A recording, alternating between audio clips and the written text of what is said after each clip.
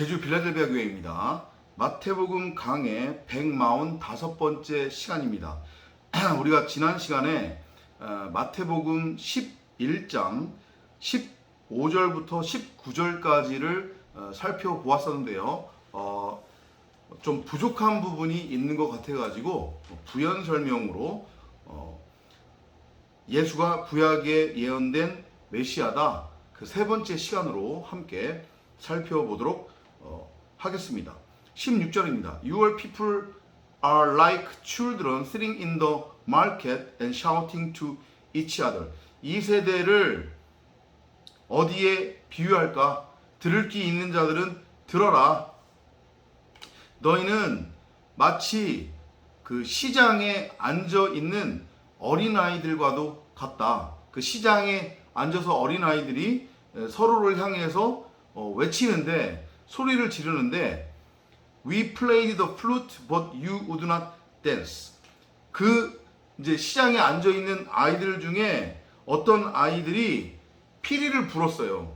피리를 불었으면은 당연히 뭐 해야 돼요? 피리를 불었으니까 춤을 춰야 될 거 아닙니까? 그죠? 그런데 춤을 추지 않는 거예요. 이해되시죠? 그러니까 너희가 마치 이거와 같다는 얘기는 무슨 얘기냐면, 세례 요한과 예수님이 오셔가지고, 그러니까 마치 지금 시장에 앉아 있는 어린아이들을 어떻게 비유한 거냐면, 당시에 이스라엘 백성들하고 그 다음에 세례 요한하고 그 다음에 예수님으로 비유를 한 거예요. 이해되시죠? 그 세례 요한이 와가지고 피리를 불어줬어요. 그러면 거기에 어떻게 해야 되는 거예요?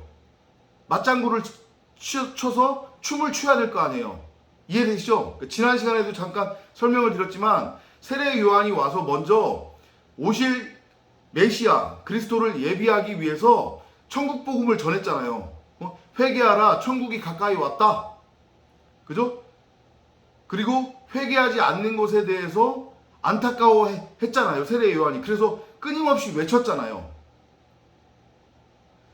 자신들이 와가지고 네가 엘리야냐, 네가 메시아냐라고 물어봤을 때, 나는 메시아가 아니고 나는 그 오실 메시아의 길을 닦기 위해서 온 엘리야다라고 얘기를 했음에도 불구하고, 그런데 이스라엘 백성들이 뭐 세례 요한이 어떠네 저떠네 하면서도 세례 요한이 세례를 베풀었을 때 세례까지도 받았음에도 불구하고, 근데 결국은 세례 요한이 말을 들은 거예요, 안 들은 거예요? 안 들은 거예요. 그 말씀 하시는 거예요. 피리를 불었는데도 춤을 추지 않았대요.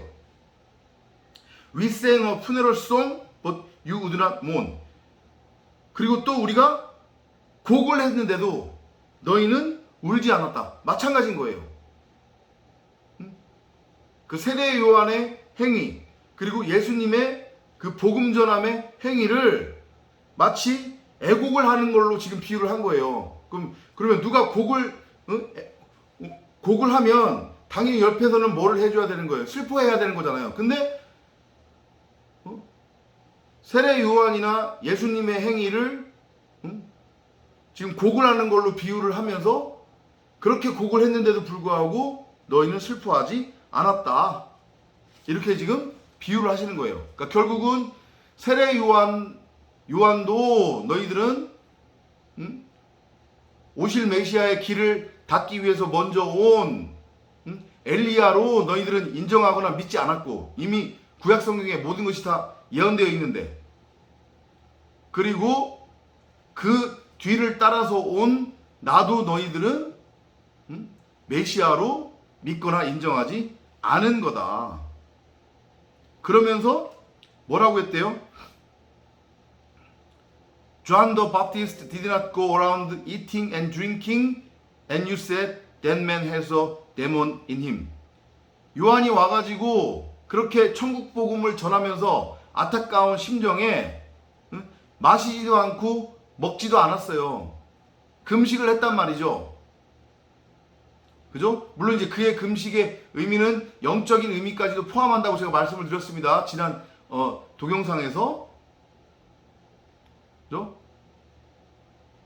여전히 율법을 통해서 세례 요한은 복음을 전하려고 했던 것이란 말이에요. 그래서 금식이라고 하는 행동이 나온 건데, 어찌됐건 그랬더니 사람들이 요한이 먹지도 않고 마시지도 않는 것을 보면서 오히려 뭐라고 했대요? 그것을 통해서 진리를 깨달아야 되는데, 응?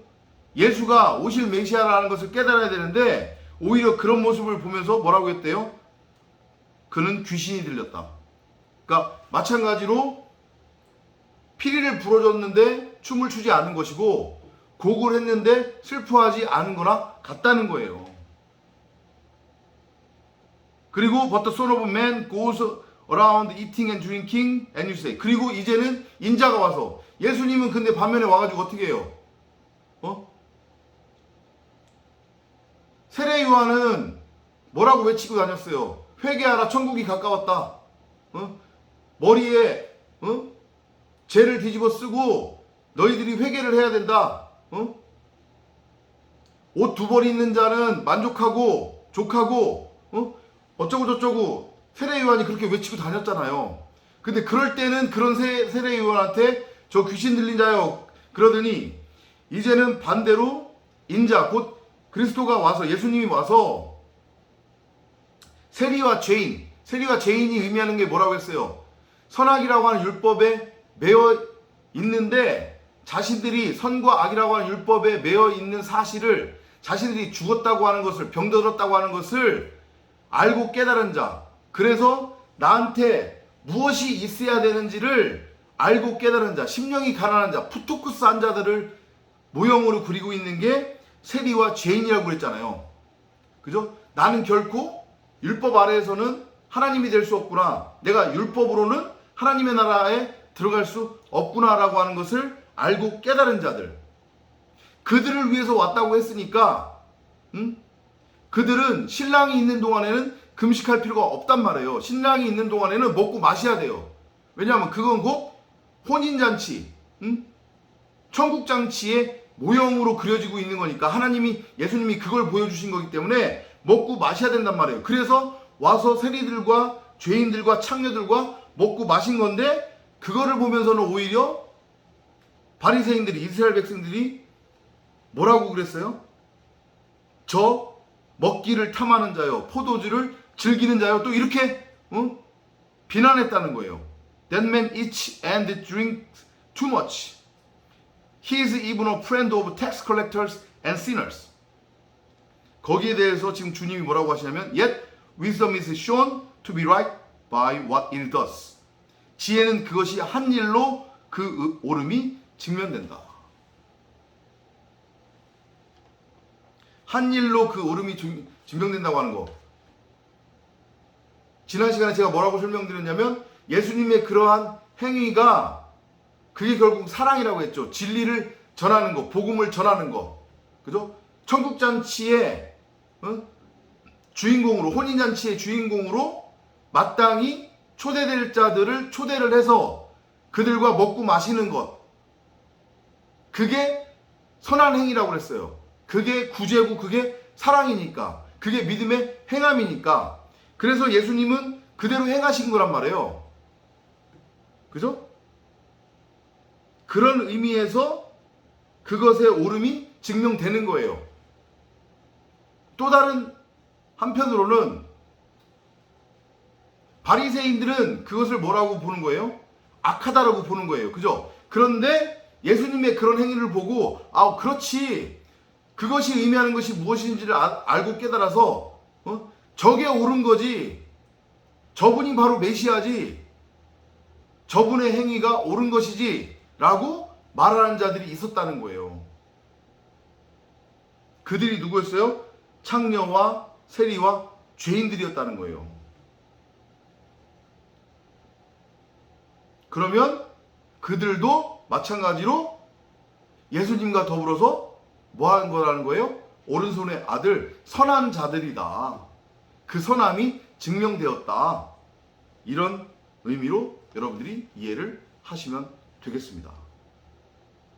마태복음 11장 15절에서 19절 의미 조금 더 이제 정리가 되시고 이해가 되시죠? 다음 시간부터는 이제 마태복음 11장 20절 이하부터 살펴보도록 하겠습니다. 다음 시간에 찾아뵙도록 하겠습니다. 안녕히 계십시오.